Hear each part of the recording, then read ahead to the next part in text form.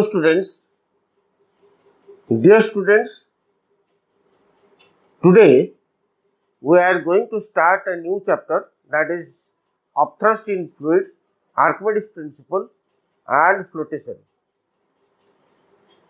Upthrust in fluids, as the chapter name, upthrust in fluids. So it has the entire chapter, that upthrust in fluid, Archimedes principle and flotation, is a very vast chapter which I am thinking to produce near you in different parts.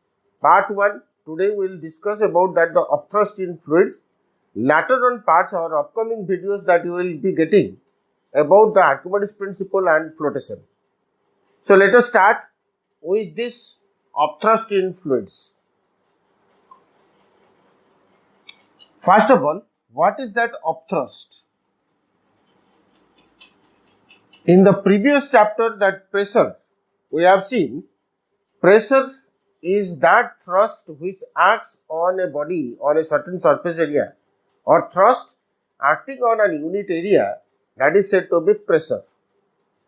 Now here we are going to discuss in case of upthrust.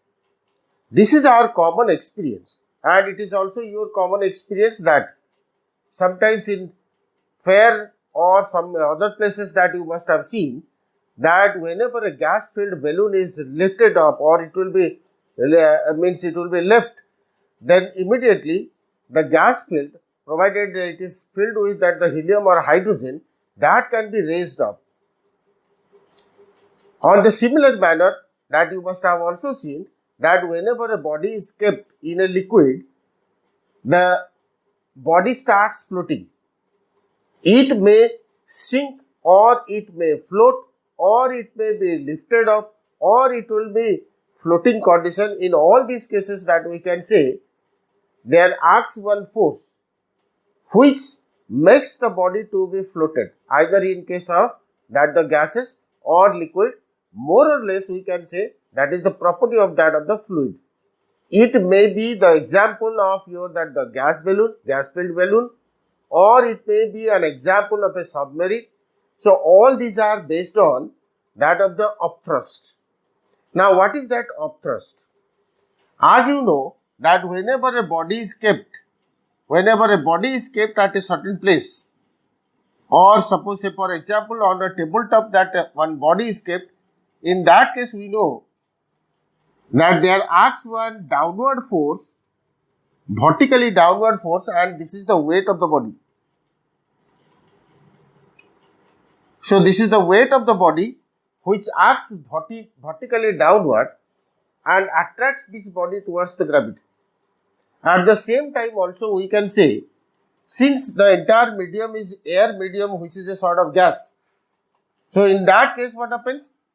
Definitely some other forces that must be acting in upward direction, because already we have seen that according to that Newton's laws of motion, that according to Newton's third law of motion, wherever there is one action force, there definitely there must be one reaction force opposite in direction but of equal magnitude.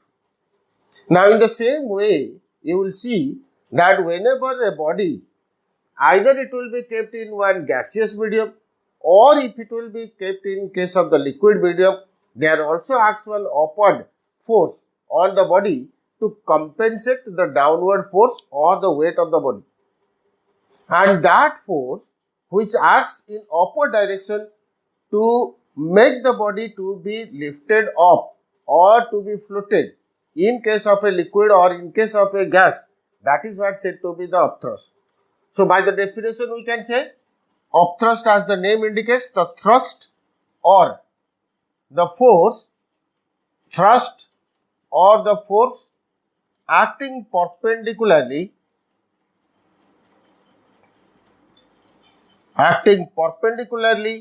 or normally,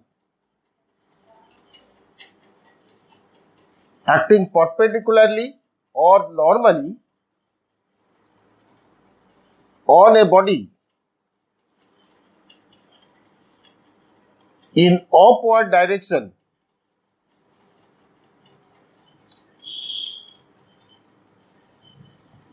is known as the upthrust.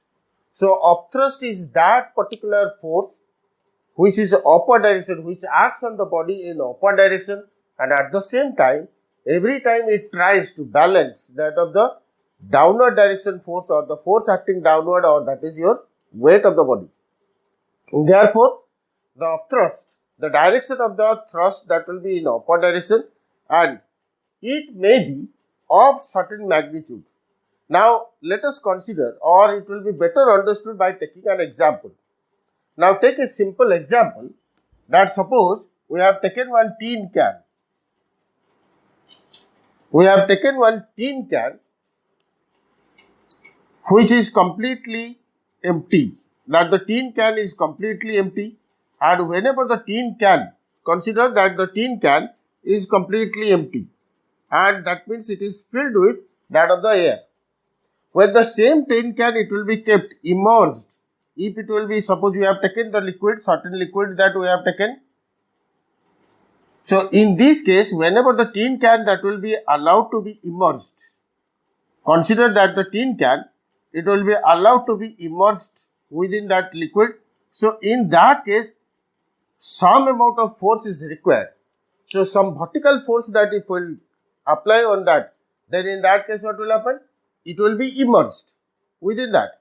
But however, once it will be lifted up or once it will be taken out, that the forces which are acting or the thrust which are acting, once it will be removed, then immediately we may find out that it will bounce back. Why this happens? This is definitely whenever we are exerting some amount of the force on that of the body, definitely some upward force is also acted due to that of the liquid or due to that of the fluid, which tries to compensate to this one, to that of the downward force. If the downward force or the thrust, that may be due to the weight, which is acting vertically downward, that can be compensated by another force which will be exerted because of the liquid on the body, and every time it tries to be lifted up, and this is what said to be your buoyant force or that upthrust, which can be symbolized as Fb. Whenever we are symbolizing that weight as W, the buoyant force, otherwise known as the upthrust or buoyant force, is that particular amount of the force which tries to make the body to be floated condition. It does not allow the body to be immersed. Now, in this case, this weight vertically downward and upthrust, that will be vertically upward. Then, next thing that we will see that actually what is the cause of that upthrust, or what are the different causes of upthrust. So, you must have understood what is the meaning of that upthrust. Upthrust is the thrust acting upward direction, and that to be whenever a body is kept immersed in case of a liquid, or if it will be present within the gaseous medium, it is that amount of the force which is acting due to that of the liquid or due to that of the gas on that body, that is said to be your upthrust. Now, what are the causes of upthrust? The second thing that we will see, what are the causes of upthrust?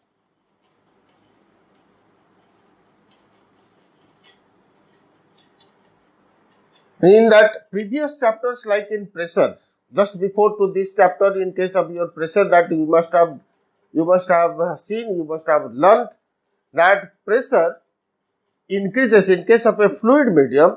The pressure increases by increasing the depth. So, from the previous chapter, we have seen from that pressure chapter, we have seen that pressure applied on a body P, that is equal to H, height of the body, into rho, the density of the body, and G, the acceleration due to gravity. We have also known that whenever a body is kept within that of the liquid, consider that suppose you have taken a container which is filled with the liquid, and whenever a body is kept immersed within that of the liquid, consider that the body is kept immersed in that the liquid, then in that case, there are several types of forces, there are several types of pressure that acts on the body. One, the sidewise pressure, the lateral pressure which is acting on that. Secondly, that the pressure which is acting vertically downward due to that of the liquid, and similarly, some amount of the pressure that may be acting in upward direction. So, whenever it is the property of the liquid that whenever a body will be kept immersed in a liquid or in case of a gas, so in case of a liquid or a gas, several types of pressure that acts on that the body whenever it is immersed in that. Say for example that we have taken the body in case of a liquid. In these cases, consider that this is your P1, the pressure, downward pressure, that is your P1, and the upward pressure which is acting on the bottom surface or the lower surface, that is P2. And we do not consider about the sidewise pressure here. We do not consider, although we know that yes, there must be acting of that the lateral pressure or the sidewise pressure on that the body. But however, since we are discussing about that the upthrust, since we are discussing about that the causes of the upthrust, so that is why we are taking into consideration about these two pressure, the downward pressure which is exerted due to that of the liquid column, and similarly the upward pressure acting on that of the bottom surface or the lower surface due to that of the liquid. Now let us consider that P1, if we will see to that of the P1, as we know, this is also the property of that of the liquid, that greater the depth,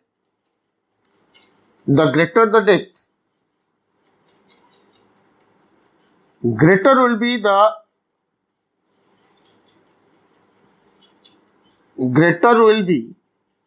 the pressure exerted. Greater will be the liquid pressure or the fluid pressure exerted. Now, so that is why now we can say in this case, now this is the depth till the lower surface, suppose this is the depth or this is height h2, suppose, and similarly from this upper surface till from the surface of that of the liquid till the upper surface, suppose the height is h1. Now in this case, and we can say that density of the liquid, suppose it is considered to be rho. So therefore, in this case we can say that P2 or pressure at the lower surface, upward pressure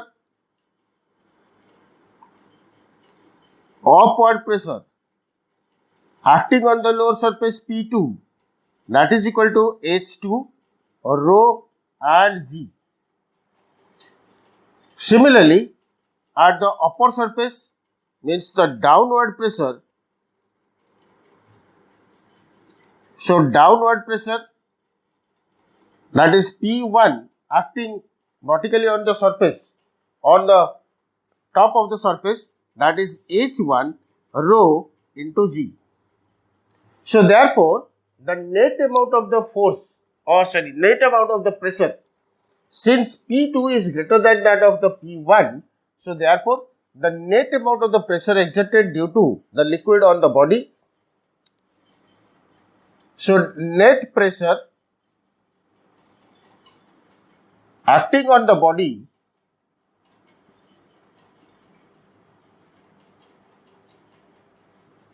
in upward direction, we can say that this one will be upward direction. Why it will be upward direction?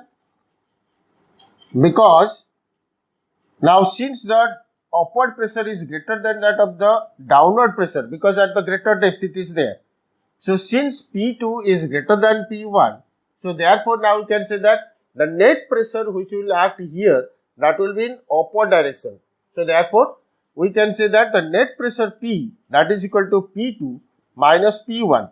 This is vertically upward.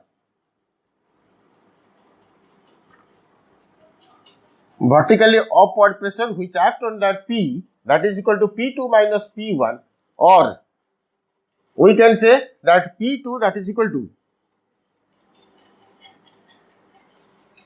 P2, that is equal to H2 rho G minus H1 rho G, or in other words we can say that by taking that rho into G common, will be getting H2 minus H1 into rho into G.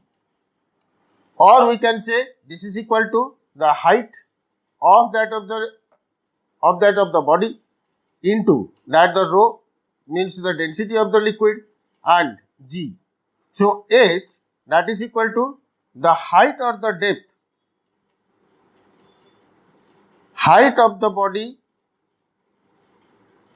height of the part of the body,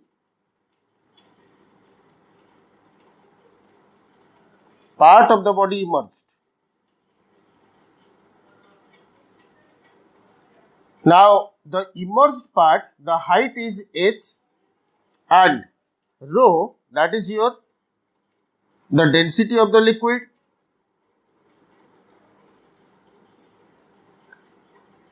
and G, as you know, this is acceleration due to gravity.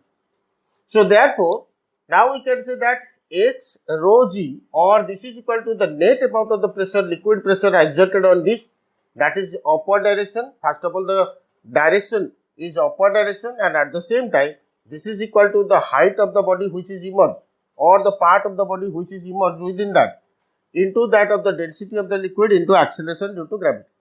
But however, we also know that the force is equal to,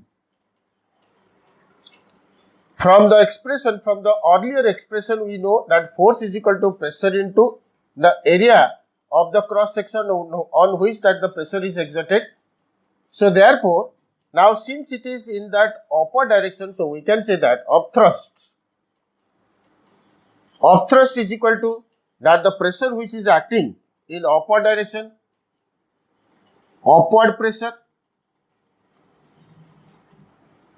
into that of the rho, or that the density of the liquid into that of the acceleration due to gravity.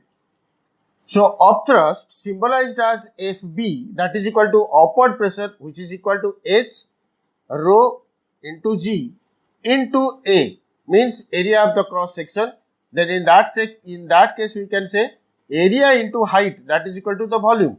So therefore FB, or the buoyant force or the upthrust, that is equal to the volume V into rho into G. So where we can say that B, here B that is equal to that, since we have taken this is the height of the body immersed and area of the cross section. So therefore this B represents that of the volume of the part of the body immersed.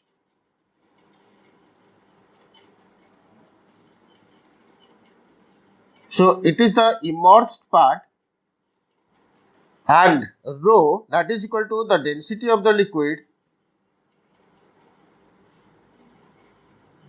or density of the fluid, and G acceleration due to gravity, that you know. So therefore we can say by magnitude that of the buoyant force, that is equal to the volume of the part of the body immersed into the density of the liquid into the acceleration due to gravity. So consider that a body is partly immersed in case of a liquid. Suppose in case of a liquid, now consider that this is a sort of liquid where a part of the body is immersed. In this case, this much part is immersed. So that is why if this one will be considered to be that V, and how much will be the density of that, how much that will be the density of that of the liquid, and acceleration due to gravity, that is your upthrust. So upthrust, now it depends on these three factors. What are these? So that is why now the next point that we will discuss about that the factors affecting to that of the upthrust. Factors affecting upthrust. From the expression we have seen upthrust is equal to that V rho into G. From this expression now we can say that the first factor, that is equal to the volume of the body that is immersed. So volume of the immersed part.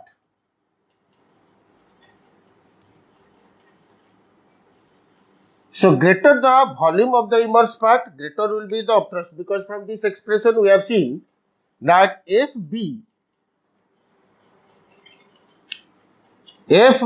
or that the buoyant force is directly proportional to that of the volume of the immersed part, or B, provided if the density and acceleration due to gravity remains constant.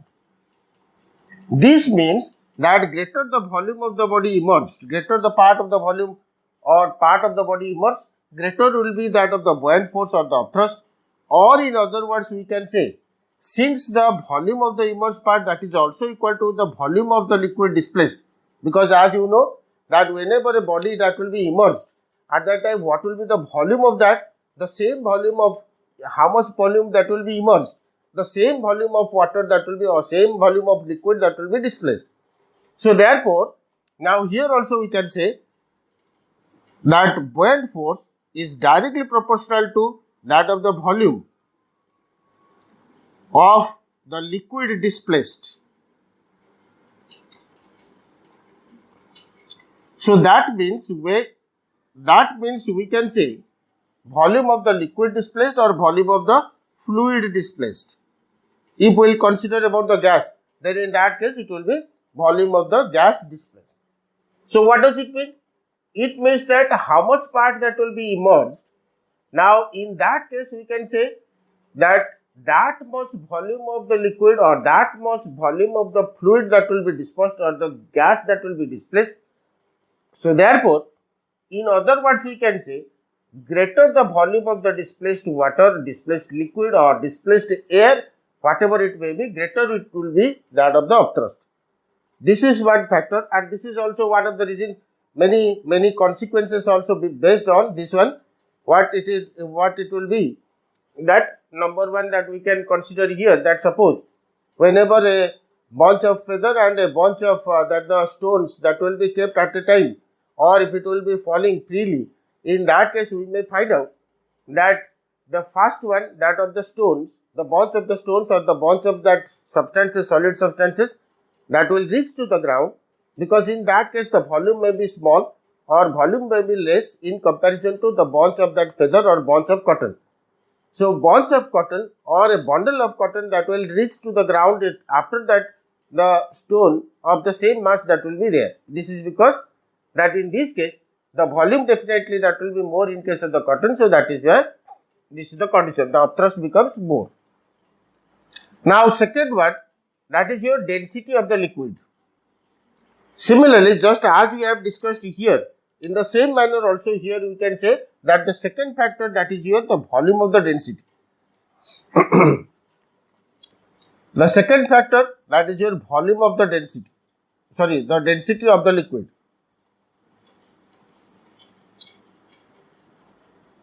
Density of liquid or density of fluid. So from this expression we can say that FB is directly proportional to that of the density, means the density of fluid. The greater the density of the fluid, the greater will be the buoyant force. For example, that if we take two containers, one contain only that water, pure water, and the other one that is salt water. So because of the presence of the salt, now in this case we can find out the density of that salt water that is greater than that of the density of pure water. So therefore, whenever a body of certain volume that will be kept immersed, then in that case the greater part of this it will be raised up, because that of the, in this case the buoyant force it will be more in case of the salt water than that of the buoyant force in case of the pure water. So therefore, how much part that will be immersed here, in this case we can find out, since both the volumes are same. So that is why the density of that of the liquid that will decide that in which case that of the upthrust that becomes more. This is one of the reason that why that a substance or why a solid, when it will be kept immersed in case of the salt water, why it will be floating more on the surface of water than that of this pure water. So, this is the second factor. The third factor, that is one of the most important one, that is your center of buoyancy. Center of buoyancy. The third factor, that is your center of buoyancy.